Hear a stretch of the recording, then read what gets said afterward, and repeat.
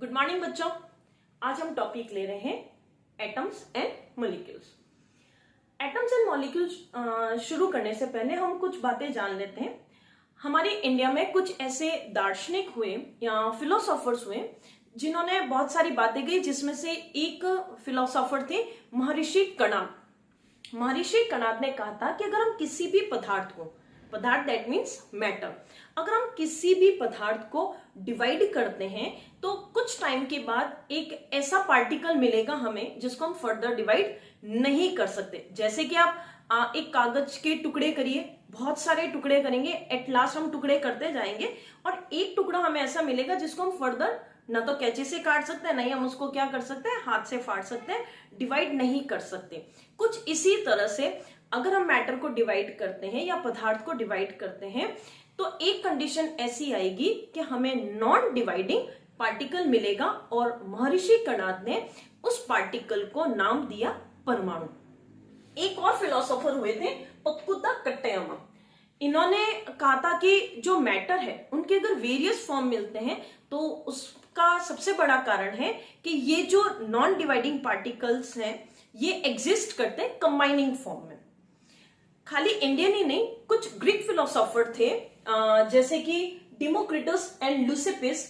इन्होंने भी यही कहा था कि अगर हम किसी भी मैटर को डिवाइड करते हैं तो एक स्टेज ऐसी आती है जब हमें एक नॉन डिवाइडिंग पार्टिकल मिलता है और इस नॉन डिवाइडिंग पार्टिकल को उन्होंने कहा एटम। एटम, अब ये जो वर्ड है ना एटम, इसका जो मतलब है, ए मतलब नॉन और टम मतलब डिविजिबल, यानी जो नॉन डिविजिबल हो ऐसे पार्टिकल को उन्होंने कहा एटम।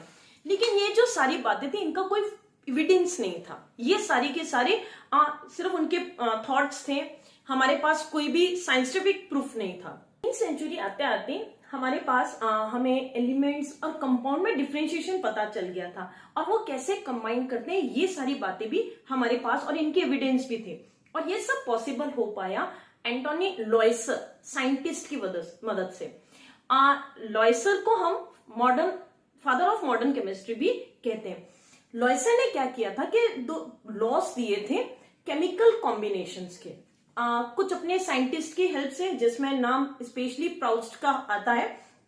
तो उन्होंने दो लॉस दिए, the law of chemical combination. उसमें जो पहला लॉ था वो लॉ था law of conservation of mass और दूसरा है law of the constant proportion. तो law of conservation of mass की बात अगर हम करें तो इसमें एक केमिकल रिएक्शंस के थ्रू, जब एक केमिकल रिएक्शंस होती है तो उस समय हम ना तो मास को क्रिएट कर सकते हैं और नहीं मास को डिस्ट्रॉय कर सकते हैं। जैसे अगर हमें एक रिएक्शन करवानी है कार्बन और ऑक्सीजन तो हमें मिलता है कार्बन डाइऑक्साइड। तो यहां पे अगर कार्बन का वेट 12 ग्राम है और ऑक्सीजन का जो वेट है वो 32 ग्राम है, तो जो कार्बन डाइऑक्साइड मिलेगी वो हमें कितनी मिलेगी, 44 ग्राम मिलेगी। इसका मतलब न तो हमने मास को अपनी तरफ से क्रिएट किया और न ही हमने डिस्ट्रॉय किया, मतलब जितना हमने स्टार्टिंग में मास लिया था टोटल उतना ही हमें प्रोडक्ट में भी मास मिला।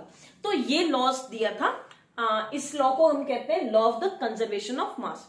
और जो दूसरा लॉ दिया था कांस्टेंट प्रोपोर्शन, इस लॉ के थ्रू कि अगर हम किसी भी कंपाउंड, कोई भी कंपाउंड बनता है चाहे उसका सोर्स कोई भी हो, किसी भी तरह से बनाया जाए, लेकिन उसमें जो एलिमेंट्स है वो उनका जो रेशो है, मास का जो रेशो है वो हमेशा कांस्टेंट रहता है, कांस्टेंट प्रोपोर्शन में रहते हैं वो। जैसे अगर हम बात करें कि हाइड्रोजन और ऑक्सीजन से मिलकर बनता है वाटर। अब ये वाटर का सोर्स कोई भी है, कैसे भी मिला हो, लेकिन इस कंपाउंड में जो हाइड्रोजन है और जो ऑक्सीजन है इनका बाय मास जो रेशो रहेगा वो रेशो रहेगा 1:8, जो कि बिल्कुल कांस्टेंट है। इसी तरह से अगर हम कार्बन डाइऑक्साइड की बात करते हैं, CO2 किसी भी मेथड से बना हो लेकिन इनका जो मास का रेशो है, जैसे इसका मास होता है 12 और ऑक्सीजन का यहाँ हो गया 32, देन आप इसको कैंसिल करिए, ये हो जाएगा आपका 4 3 और ये 4 8, यानी 3:8, इनका रेशो हमेशा फिक्स्ड रहता है।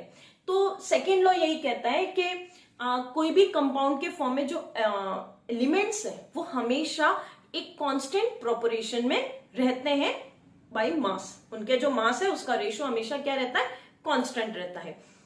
ठीक है, इसके आगे आता है आपका डाल्टन की थ्योरी, जो इन्हीं लॉज के बेसर ने कुछ साइंटिस्ट की मदद से ये जो लॉज दिए थे, लॉज ऑफ केमिकल कॉम्बिनेशन, उसी बेस पे डाल्टन ने अपनी एक थ्योरी दी जिसको कहा जाता है डाल्टन एटॉमिक थ्योरी। इसके अकॉर्डिंग जितने भी मैटर्स होते हैं वो टाइनी पार्टिकल से मिलकर बने होते हैं और इन टाइनी पार्टिकल्स को हम क्या कहते हैं, एटम्स कहते हैं। अब ये जो एटम्स होते हैं ये इनडिविजिबल पार्टिकल्स होते हैं, मतलब जिनको हम फर्दर डिवाइड नहीं कर सकते। जितने भी एलिमेंट्स हैं तो वो एक ही तरह के एटम से मिलकर बने होते हैं और ये सारे के सारे मास में और अपनी केमिकल प्रॉपर्टीज में बिल्कुल डिफरेंट होते हैं, आइडेंटिकल होते हैं। यानी atoms of elements identical in mass and chemical properties. Her atom का अपना अलग मास होता है और अपनी एक अलग केमिकल प्रॉपर्टीज होती है। फिर उसने अपनी थ्योरी में कहा था कि atoms of different elements have different mass and chemical properties. ये हो गया। Then atoms combine in the ratio of simple whole number. ये जितने भी एटम्स हैं आपस में सिंपल होल नंबर में कंबाइन होते हैं और क्या बनाते हैं, कंपाउंड बनाते हैं। और जितने भी जो रिलेटिव नंबर और काइंड ऑफ एटम्स हैं वो क्या होते हैं कि कांस्टेंट रहते हैं एक कंपाउंड के अंदर। मतलब एक कंपाउंड में जो भी एलिमेंट्स या काइंड ऑफ एटम्स आए हैं या उनके जो नंबर है वो हमेशा कांस्टेंट रहते हैं। तो ये थी डाल्टन की एटॉमिक थ्योरी। इतना आप रिवाइज करिए और अगर नहीं समझ में आए तो आप कमेंट बॉक्स में जरूर लिखिए।